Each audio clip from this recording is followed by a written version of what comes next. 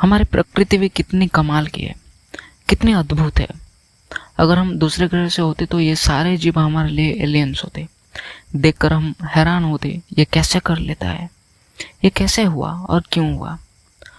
हर जीव की बनावट कितनी अद्भुत है और उनके आत्मरक्षा की भी इंतजाम या कला कैसे है इनमें। ये सब, चाहे वो 2 पैरों वाले पक्षी से लेकर 15-20 पैरों वाले कीड़े, चाहे वो बिना पैरों वाले सांप, हर जीव का रंग रूप बनावट अलग अलग होने के बावजूद इनमें अपनी अपनी एक खासियत भी है।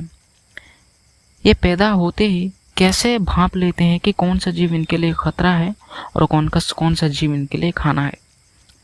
हम सब एक अनदेखी डोर में कैसे बंधे हैं, एक ऐसे बंधे हैं कि ऐसा क्यों है कि एक जीव दूसरा जीव को मार के ही खाएगा और उस जीव को कोई और जीव, और अपने अपने बचाव के लिए भी एक हुनर। सांप के पैर नहीं है इसलिए उसे जहर है। चिंपांजी बंदर के 2-2 पैरों वाले हैं, लेकिन वो सब बहुत मजबूत, उनके पास बहुत मजबूत बाहें हैं।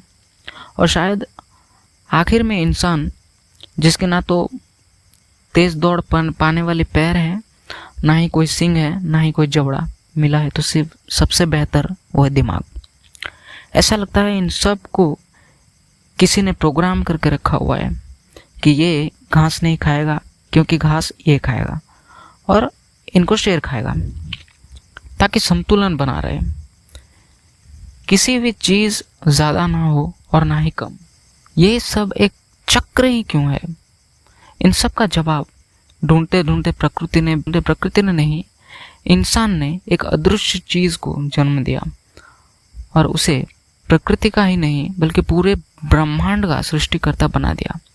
वो है भगवान। जी हाँ, भगवान ने इंसानों को जन्म नहीं दिया बल्कि इंसानों ने भगवानों को जन्म दिया, ताकि सारे अनसुलझे पहेली का जवाब आखिर में उसी के पास जाके खत्म हो। लेकिन अगर आप मूर्खों की तरह भगवान को मान लेने के बजाय हर चीज की शुरुआत में अगर जाएंगे तो ये सब कुछ आखिर शुरू कहाँ से हुआ था, तो ये जानने की अगर आप कोशिश करेंगे तो पता चलेगा कि तुम्हारा रहस्यमय भगवान जो है वो और कोई नहीं है बल्कि हमारी धरती है, ये पृथ्वी है। लेकिन इंसानों को जन्म देके इसने सबसे बड़ा पाप कर दिया है। हमें जिस धरती ने, जिस पृथ्वी ने जन्म दिया, जो हमको सांसें देती है, उस भगवान की पूजा छोड़ के हमने जिस भगवान को जन्म दिया हम उसकी पूजा कर रहे हैं जो अदृश्य है। क्योंकि इस भगवान को बस धूपकाठी आरती चढ़ा लो और बाद में उसी नारियल केले को खा लो, पैसे चढ़ाओ और उसी पैसों को खुद ही निकाल लो। देखिए, ये भी एक साइकिल था, एक चक्र पूरा हो गया। धरती ने जीवों को जन्म दिया और दूसरे को खाने का इंतजाम करवा दिया और आखिर में लाशों को अपने अंदर ही समेट लिया। उसी तरह इंसानों ने जिसको जन्म दिया उसी को भोग दिया प्रसाद के तौर पर और खुद ही ले लिया। कमाल है ना? लेकिन ये कभी नहीं सोचा कि जिस भगवान को नारियल केले चढ़ा रहे हैं वो नारियल केले तेल उन्हें किन भगवान ने दिया, किस भगवान ने दिया? जवाब है इसी धरती ने। इस तस्वीर को, इस मूर्ति को तो कोई पूछेगा भी नहीं, आपकी सेहत अच्छी है ना, ऑक्सीजन बराबर ले रहे हो ना, बस नारियल धूप मुंह में ठूस दो, दिन भर वही खाते रहेंगे और कुछ बोलेंगे भी नहीं, क्योंकि 33 करोड़ होते हुए भी सब गूंगे हैं और कुछ बोलेंगे भी तो हमें सुना ही नहीं देगा। परेशानी कुछ हो भी रही होगी तो हमें दिखाई नहीं देगा, क्योंकि ना तो आपको पेपर में न्यूज़ छपेगा ना ही न्यूज़ चैनल में दिखाया जाएगा। लेकिन इस भगवान की तो हर रोज़ पेपर छपता है, हर रोज़ न्यूज़ चैनल में दिखाया जाता है कि कितनी परेशानी है इसको। कहीं इसका दिल पिघलते जा रहा है तो कहीं इसका सीना जल रहा है और इसने जिन बच्चों को जन्म दिया वो तड़प तड़प के मर रहे हैं। क्यों? क्योंकि इसके बदन की जो संतुलित गर्मी थी उसको कपूतों ने उसको कई गुना बढ़ा दिया है। अब जानवरों को तो एक दूसरे का शिकार बना के जीव जगत को संतुलन में बनाए रखा है, लेकिन इंसानों को कौन शिकार करेगा? वह खुद इंसान। शायद पूरे जीव जगत को संतुलित बजाय रखने के लिए इंसानों को जन्म देके दिमाग तो दिया, लेकिन ये नहीं पता था कि उस इंसान ही उस भगवान की पूरी अस्तित्व मिटाने में लगा पड़ा है। हाल ही के न्यूज़ में पता चला है कि रशिया के पास 4000 से ज़्यादा परमाणु बम है। उसके पास ही इतने हैं जिससे पूरी दुनिया, पूरी पृथ्वी को 14 से 17 बार समूल विनाश किया जा सकता है। अब ऐसी हाइड्रोजन बम भी बनी है जो अगर किसी भी देश में अगर गिरा दिया जाए तो पूरी की पूरी धरती कुछ ही सेकंड में हमेशा के लिए जीवहीन हो जाएगी। फिर भी बेहतर परमाणु हथियार बनाने में लगे पड़े हैं। मतलब इंसानों ने ही इंसानों के साथ पूरी जीव जगत को ख़त्म करने के पूरी साधन बना चुकी है।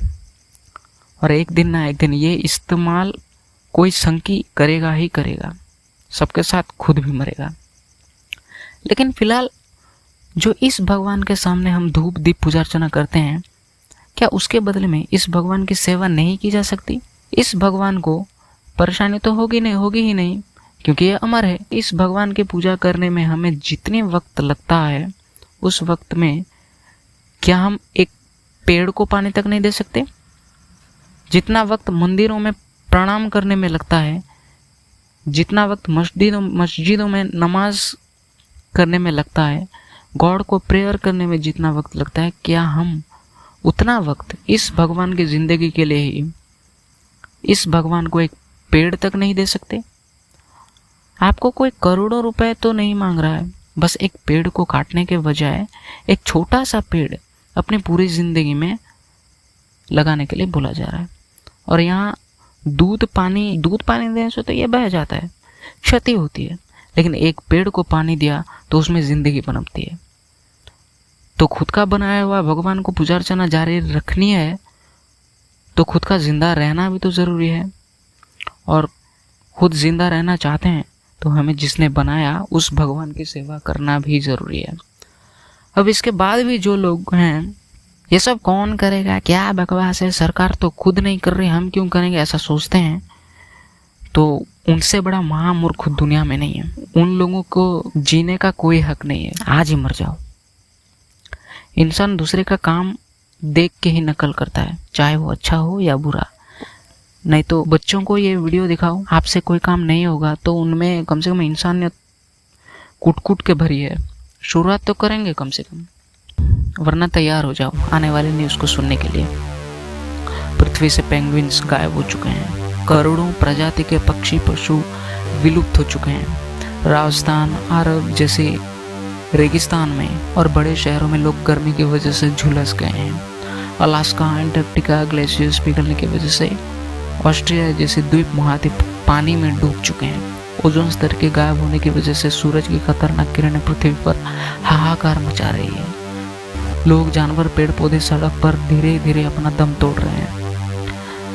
लगता है यही हमारी आखिरी रिपोर्टिंग है। कल से कोई किसी को नहीं देख पाएगा।